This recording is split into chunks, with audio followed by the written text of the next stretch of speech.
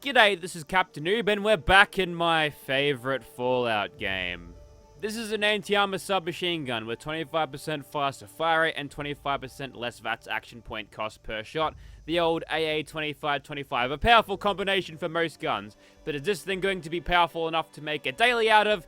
Probably not, but we'll go ahead and find out. So we're doing things a couple of ways differently today. We're doing the armor-piercing receiver, which means we'll be piercing through more armor than the anti-armor thing says on the box there, so that's good. And we've also got tank killer with that, so we should be punching through a fairly huge amount of armor. Now, the funny thing about the 45 rounds this thing fires is they're big fat rounds, and they don't really have that much armor piercing potential. Thanks, New Vegas, for that gun knowledge. You know, I like New Vegas.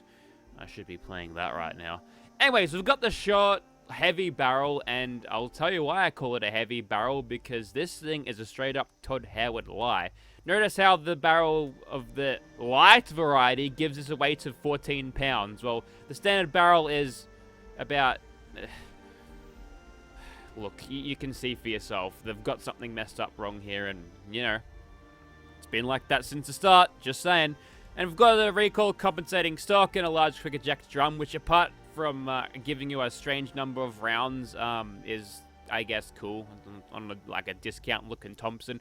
I've also got a reflex sight for VATS efficiency and a suppressor for keeping in stealthy because, you know, we're a little bit short on damage these days. We're about as short on damage as we are with guns that we're about as short as I have fucks left to give about this game. So that's cool. 29 damage, not really impressive, but if I go ahead and whack on something like the hardened receiver, which is like the big bad, look at me, I'm doing 4 more damage. No thanks, I'll take the armor-piercing receiver because all of that 4 damage will probably just be taken up by enemies' armor anyway. Let's apply some perks, going 2 ranks in ground pound and 1 rank in concentrated fire. It's going to hurt our effectiveness at range when using it in VATS, so we'll have to watch out for that. For now, I'll be using the chameleon armor at a full health thing, but if I find that too inconsistent in VATS, what I'll do is just switch over to using something like, say, unyielding armor at bloodied, so I can get all of those benefits and accuracy. So 46 damage right now. If we chuck on 15% more damage, we get an extra 5. Let's see, it's 5%. Yep, adds out. Yep, it's definitely additive. Cool. Yeah, 51 damage now. It's not really impressive, but, you know, the massive armor penetration might actually help us out a little bit, and if we zero in on the headshots, then we'll be okay. Maybe. Alright, so unfortunately, I don't have a little funny, witty name to call this place because I've already been playing for too long already. Let's just get right into the combat. Now, what you just saw me do allows me to hit for 375 sneak critical, blah blah blah. And I think a lot of the damage we're getting out of this will be from the follow through. You can see it kicking on that second or so shot. It's like, it's quite a lot. If we want to use this thing in VATS, however, you'll find that since this thing's range is so low that even back here we're only getting, it's a roughie to hit it. And if we go back even further, like, it's pretty bad. It's not great. It's really inconsistent. So I'd like to change that a little bit. Also using the, something like, I don't know, unyielding armor to get my perception and agility stats so I can fire for longer. And there we go. There's a little bit of inconsistency right there.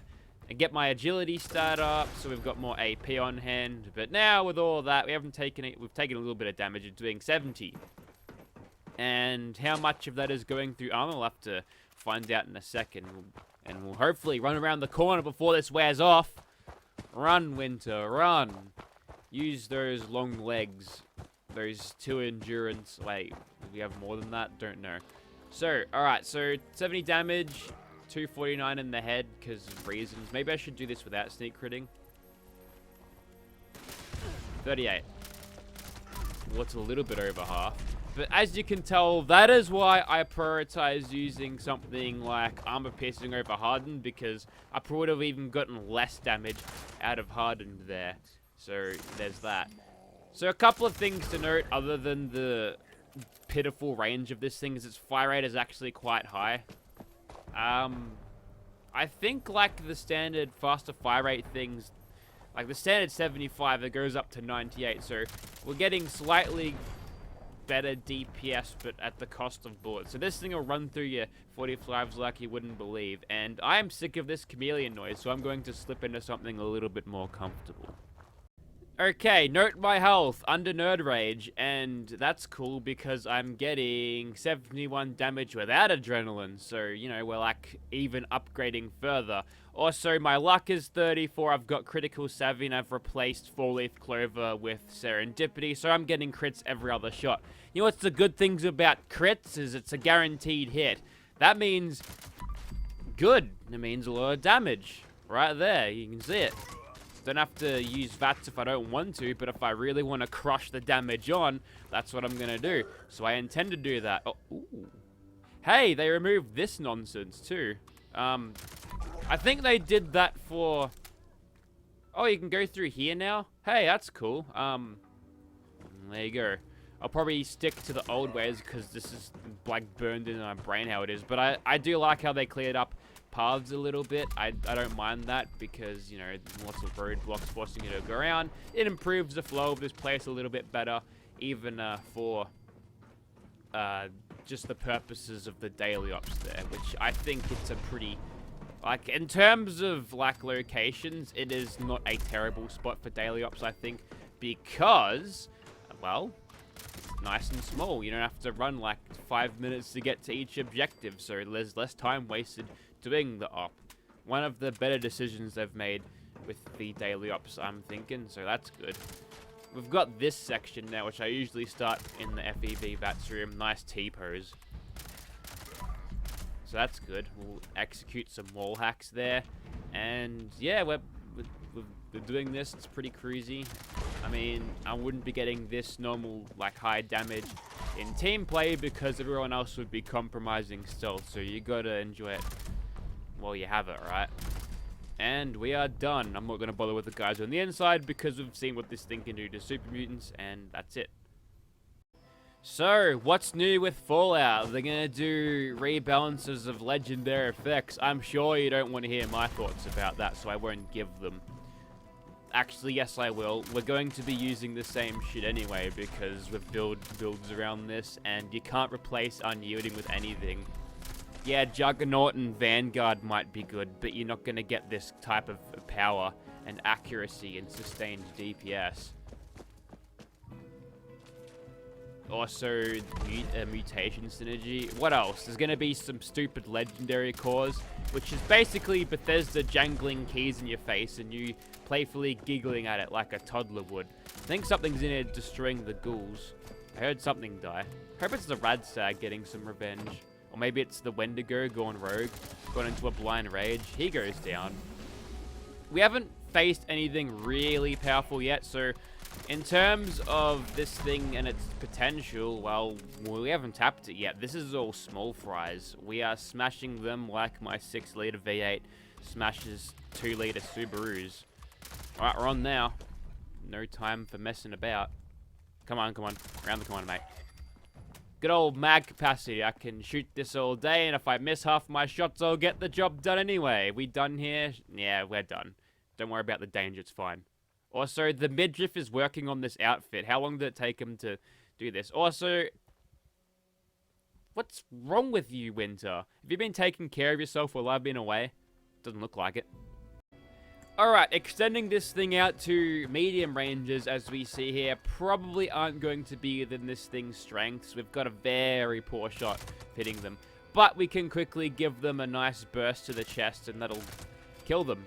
Especially when follow-through comes in, and we get, like, almost 900 damage on that guy. There's the crazy laser gun guy. He didn't notice I was here. Good old Tenderizer, still multiplicative. And the best legendary perk follow-through, still multiplicative. It's nice.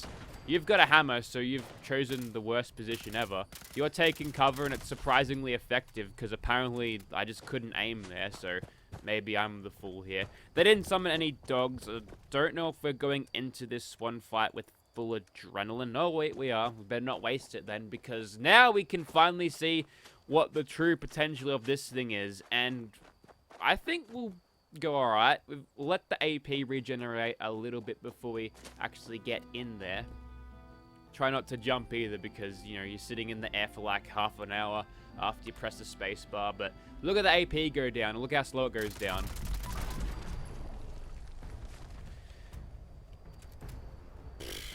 Cool. It's time to go back into damage theory, alright? And my theory is, and proven true here, is that sustained DPS is the best way, is the best thing you want for your weapon. You don't want damage per shot potential because that means it's fucking slow. See the dragon, for instance, unless you do the ammo glitch, but that requires you to remove your penis and balls, so don't do that. Unless you want to be a dickless wonder. It's up to you, but I would personally recommend not doing that. Whoops. Accidentally hit the Maya work queen by doing that. There we go. We've crippled your face testicles now. Wait till you get nice and close. Maybe we'll go for the noggin here. Spam that spacebar. Probably should have just held the trigger down there. I was doing the old fix a trick. Totally unnecessary. This thing fires way too fast for my trigger finger to keep up with, so hold down the trigger. Yeah, hit with 50 caliber marshmallows. We're fine now. That might be the biggest amount of damage we've taken all video. And now we're doing 88 damage. Yeah. Alright, it's time to swat a few bats. Yeah, my buddies in China are getting a bit... Wait, never mind. That's an unoriginal joke. Is it? Is it racist if I say Chinese people eat bats? Because that's how it all started, right? You know what I'm talking about.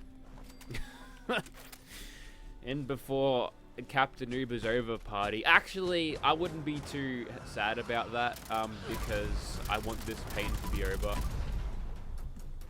Well, that Scorched Beast was blown into next week. Immediately got whacked in the face by whatever that was, and... See, that is why we want to crit every other shot, because we ended up nailing that 9 and 10% shot right there. And as soon as I hit one, the next hit is guaranteed, and that's basically all you need. This is such a good build and playstyle that I'm surprised Bethesda haven't nerfed the fuck out of it yet. They tend to like to do that whenever the players find something fun. It's like, nah, bro. Nah, you put that away. We don't want you to do that anymore. Well... At least they're attempting to give us alternatives to the bloodied build, but, you know, it's hard to see them doing any better than what I'm doing now. I threw a grenade for no reason. I messed up a corpse. See, he had a 29%er, and that was all over. Hello? No. Fine, don't go out. Actually, I think the reason is I went too close to the hole when I killed the second one, and that one didn't spawn. That's fine. So that's good. This is a good weapon. Did you expect it to be this good? I didn't. And if you want this, I want your firstborn son. Thank you very much for watching, guys. Also, if you want to trade with this thing, $30,000 or firstborn son.